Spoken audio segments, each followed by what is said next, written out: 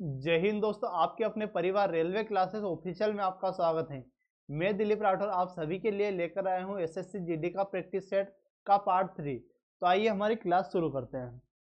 तो हमारा पहला क्वेश्चन, तो हम क्वेश्चनों को पढ़ने करने के पहले उन्हें अच्छे से पढ़ लेंगे, ठीक है। तो क्वेश्चन पहले पढ़ लेते हैं। किसी धनराशि पर पहले वर्ष के लिए जो चक्रवृद्धि ब्याज है वार्षिक रूप से संयोजित है। कैसे संयोजित है? वार्षिक रूप से। कितना है? 600 रुपये है। दूसरे वर्ष ब्याज कितना है? दूसरे वर्ष के लिए ब्याज हमारा 660 रुपये है। तो हमें क्या निकालना है? वार्षिक ब्याज की दर। तो इन क्वेश्चनों में क्या होता है कि जो पहले वर्ष ब्याज है और जो दूसरे वर्ष ब्याज है, ठीक है, पहले वर्ष ब्याज है, दूसरे वर्ष। जो पहले वर्ष ब्याज होता है वो तो रहता है मूलधन पे, ओनली मूलधन। तो वो क्या हमारा 600 रुपये। जो सेकंड वर्ष ब्याज क्या रहता है? मूलधन पे तो है ही सही भाई, 600 रुपये जो अपना 660 है, 660 रुपये है। क्या है? 660। 660 है हमारा टोटल। और इसमें से 600 जो है वो तो मूलधन पे हमारा ब्याज है ही सही, लेकिन जो 60 रुपये एक्स्ट्रा है, क्या एक्स्ट्रा है हमारा? 60 रुपये। क्या है? 60 रुपये एक्स्ट्रा। ये किस पर है? ब्याज के ऊपर ब्याज है। कौन से ब्याज के ऊपर? जो पहले वर्ष का जो ब्याज है उसके ऊपर ब्याज है। तो इनके लिए रेट निकालने के लिए हमें क्या करना रहेगा? जो एक्स्ट्रा है 60, किस पर लगा ये ब्याज? 600 पे लगाया। इसमें गुणित में अपन 100 कर देंगे, ठीक है। तो 2 जीरो से 2 जीरो कट जाएगी। अब क्या करेंगे अपन? 6 से काटेंगे, 6 कम 6 और जीरो की जीरो, तो हमारा रेट क्या आ जाएगी? 10%। तो ऑप्शन सी हमारा करेक्ट हो जाएगा। बढ़ते हैं हमारे नेक्स्ट क्वेश्चन की ओर। तो ये रहा हमारा अगला क्वेश्चन। ये हमारा जो क्वेश्चन है ये सिंप्लीफिकेशन से है। जो सिंप्लीफिकेशन में हमें एक रूल याद रखना पड़ता है, क्या है? V BODMAS. क्या है? वी बोर्ड मास।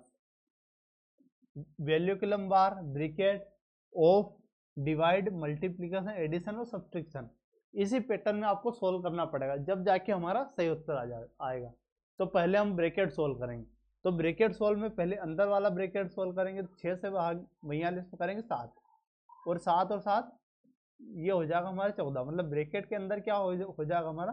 14। अगर ये बाहर वाला सोल्व करते अपन तो 3 एकम 3, 3 चौक 12, तो ये अपना आ जाएगा क्या? 14 यहाँ आ गया गुणित 14। अगर ये भाग वाला सोल्व करते और ऑफ सोल्व करते अपन तो 7 दूनी 14, क्या आ जाए? 14। इससे 14 से ये 14 कट जाएगा, तो हमारा एक बढ़ जाएगा 14।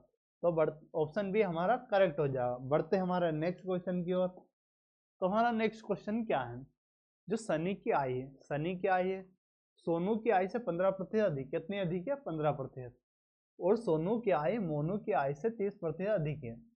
तो शनि की आय मोनू की आय से कितने प्रतिशत अधिक है ये बताना।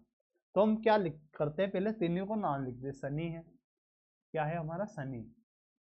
शनि है, सोनू है, शनि, सोनू और मोनू, 3 लोग हैं ना। शनि, सोनू और मोनू। शनि है, सोनू है, मोनू। तो शनि की आय सोनू की आय से 15% अधिक है। और सोनू की अगर 100 है, सोनू की अगर 100 है तो शनि की कितनी है? 115। अब दूसरी लाइन क्या कर रही है? सोनू की आय मोनू की आय से 30% अधिक है। अगर सोनू की 100 है तो मोनू की 130 हो जाएगी, ठीक है। अब आगे क्या करना है हमें? इधर खाली जगह है तो ये 100 इधर पटक देंगे। 100 क्या इधर इधर पटक दे।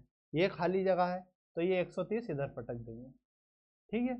और इसमें क्या करना, अपन काट भी सकते हैं, लेकिन अपने को भी काटने की जरूरत नहीं है। तो इसको ऐसा कैसा लिख देंगे? 115 गुणित 130, ठीक है। अब 100 इन दोनों का गुणा करके अपन लिख देंगे। अब इन दोनों का गुणा कर दे तो 100 और 100, ये 100 और ये 100, ठीक है। ये अपन ने लिख दिया। अब अपने को किन किन को कंपेयर करना? सिर्फ उन्हीं को, शनि की आय मोनू की। अब सोनू से कोई अपने को लेना देना नहीं, सोनू को अपन हटा दे भले, सोनू से अपने को कोई लेना देना नहीं, अपने मोनू और सनी से लेना देना। तो इन दोनों का काटते हैं, 1 जीरो से अपनी 1 जीरो कट गई। अगर इसको 5 से काटते हैं, अगर इसको 5 से काटते 5 दूनी 10। अब ये यहाँ एक आ जाएगा, 5 3 15, तो 23 गुणित 13 ये आ गया। और इसको 5 से काटा 2, तो ये क्या आ जाएगा अपना? 200। ये अपना 200 आ गया। ये अपना 200 आ गया। अगर इसको गुणा करेंगे तो 13 39, बच्चा अपना 3, 13 दूनी 26 और 3 29। ठीक है, ये दोनों है। सोनू की सनी की 299 आई है और मोनू की 200। कितना ज्यादा दिख रहा है आप सभी को? 99 एक्स्ट्रा दिख रहा है। क्या दिख रहा है हमें? 99 एक्स्ट्रा दिख रहा है। किसके रिस्पेक्ट में? 200 के रिस्पेक्ट। 200 के रिस्पेक्ट में अगर 99 एक्स्ट्रा है तो गुणित में 100, गुणित में क्या 100, तो 2 जीरो से 2 जीरो काट देंगे, 2 से काटेंगे 2 चौक 8, फिर अपना क्या आ जाएगा 1, फिर इसको 2 से काटेंगे तो ये 9 बार जाएगा, फिर 1 आएगा, फिर अपना 5 बार, तो 49.5 हमारा करेक्ट हो जाएगा। तो ऑप्शन सी जो है, ऑप्शन सी हमारा करेक्ट हो जाएगा। बढ़ते हैं नेक्स्ट क्वेश्चन की ओर। तो हमारा नेक्स्ट क्वेश्चन क्या बोलता है? एक वृत्त की त्रिज्या है, एक वृत्त की त्रिज्या 35% की वृद्धि कर दी। एक वृत्त की त्रिज्या में हमने क्या कर दी? 35% की वृद्धि कर दी। तो इसके क्षेत्रफल, जो इसका क्षेत्रफल में कितने की वृद्धि हो जाएगी? तो इन क्वेश्चनों में हमें क्या करना रहता है? मैं क्या लिखूंगा? 35%। 35% को रेशो में क्या लिखता हूं मैं? 7/20। क्या लिखता हूं? 7/20। क्या लिखा आपने? 35% को रेशो में 7/20। तो मैं पहले की जो त्रिज्या मानूंगा, रेडियस, रेडियस 20 मान लूंगा। क्या मान लिया अपने? रेडियस मान लीजिए। हमारी रेडियस क्या है? पहले की 20 है और नई रेडियस क्या है? 7 की वृद्धि हो रही। तो जो नई रेडियस है हमारी, नई रेडियस कितनी हो गई? 27 हो गई। तो अब इन दोनों को कंपेयर करते हैं अपन। ठीक है, क्षेत्रफल का फॉर्मूला क्या होता है? वृत्त का क्षेत्रफल पाई आर स्क्वायर। क्या होता है? पाई आर स्क्वायर। पाई को मैं ऐसा कैसा ही रखूंगा, आर का स्क्वायर 20 का स्क्वायर 20 स्क्वायर। ठीक है, अब कंपेयर कर रहे हैं अपन। ठीक है, यहाँ पाई आर स्क्वायर, अब पाई को ऐसा कैसा, और 27 का अपन ने क्या कर दिया? स्क्वायर। अब 20 का स्क्वायर क्या होगा हमारा? कंपेयर करें, 20 का स्क्वायर 400 और ये 27 का स्क्वायर 729। ठीक है, ये 400 पाई है, पहले का जो था 400 पाई था, अब क्या होगा? 729। कितना अधिक है? अगर इसमें से अपन इसको घटाते हैं, 729 में से अगर 400 को घटाते हैं अपना, तो 329, 329 पाई जो है एक्स्ट्रा है। 329 पाई की वृद्धि हो गई। क्या हो गई हमारी? 329 पाई की क्या? 329, 329 पाई की वृद्धि हो गई। किसके रिस्पेक्ट में हुई थी? 400 पाई के रिस्पेक्ट में हुई थी। गुणित में अपन ने 100 कर दिया। क्या कर दिया? 100। तो पाई से पाई काट दिया अपन ने। क्या कर दिया? पाई से पाई काट दिया। 2 जीरो से 2 जीरो काट दी। अपन 4 से काटेंगे, इसको 4 से काटेंगे, 4 8 8 बार जाएगा, 4 8 32। फिर अपन काटेंगे 4 दूनी 8, 2 बार जाएगा, फिर अपना 1 बचेगा, पॉइंट लगाएंगे, 0 बढ़ाएंगे। ठीक है, फिर ये 2 बार जाएगा, फिर अपना 2 जाएगा, फिर 1 जीरो लगाएंगे तो 5, तो 82.25।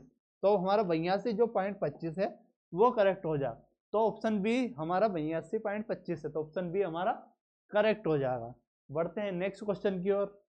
तो हमारा नेक्स्ट क्वेश्चन हम देख लेते हैं। नेक्स्ट क्वेश्चन में हमें क्या देखने को मिलेगा? नेक्स्ट क्वेश्चन हमारा अनुपात समानुपात का है। तो इसमें क्या बोल रहा है? 12, 46, 11 और 43, प्रत्येक में कौन सी संख्या जोड़ी जाए? कोई संख्या अपने को जोड़नी है ऑप्शन में से, ताकि परिणामी संख्या अनुपात हो जाए। तो ऐसे क्वेश्चनों को करने के लिए क्या हमें ऑप्शन का ही सहारा लेना सबसे बेस्ट लगता है। तो सबसे पहले हम लिखेंगे 12। ठीक है, नीचे लिख दिया हमने 46। क्या लिख दिया? 46। इधर लिख लिया अपन ने 11 और इधर लिख लिया अपन 43। हमने पहला ऑप्शन उठाया 2, इसमें 2 जोड़ा अपन ने, 2 जोड़ा क्या आ गया? 14। इसमें 2 जोड़ा था अपन ने, 48 आ गया। क्या आ गया? ये अपनी बेस प्राइस है। ठीक है, इसमें अपन ने 2 जोड़ा था 14 और ये 48। अगर इसमें 2 जोड़ता हूं तो ये 13 और ये हो जाएगा 45। अगर इन दोनों को रखा तो कोई फर्क पड़ा? नहीं पड़ा, अपने रेशो बराबर नहीं आया, तो इनको हटा देंगे अपन। अब सेकंड ऑप्शन उठाएंगे। क्या? सेकंड ऑप्शन उठाएंगे। सेकंड ऑप्शन, इसमें 5 जोड़ेंगे अपन तो ये 17 आ गया।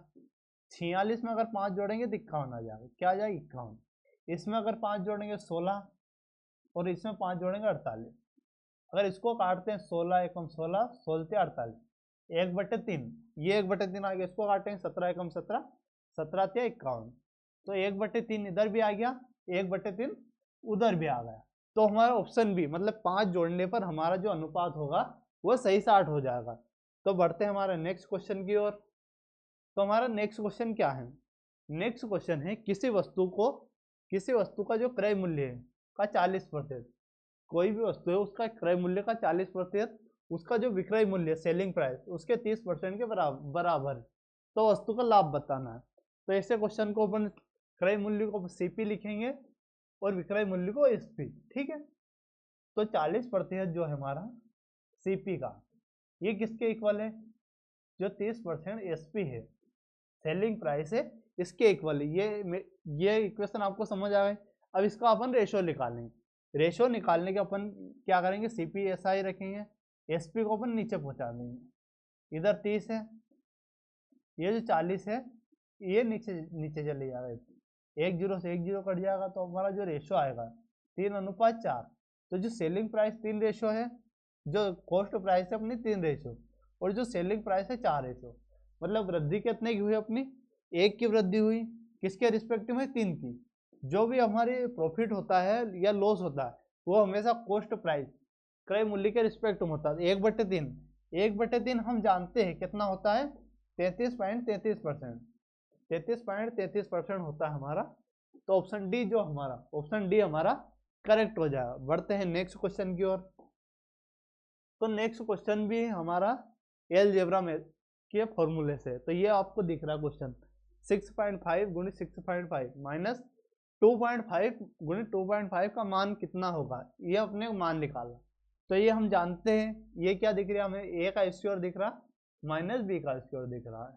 तो इसका फॉर्मूला क्या होगा, ए स्क्वायर माइनस बी स्क्वायर। ये जो फॉर्मूला होता है क्या होता है, ए प्लस बी और क्या होता है ए माइनस बी। अब इसमें वैल्यू रखनी है अपने को। ए की वैल्यू अपनी क्या है, ए की वैल्यू अपनी 6.5 और बी की वैल्यू हमारी 2.5।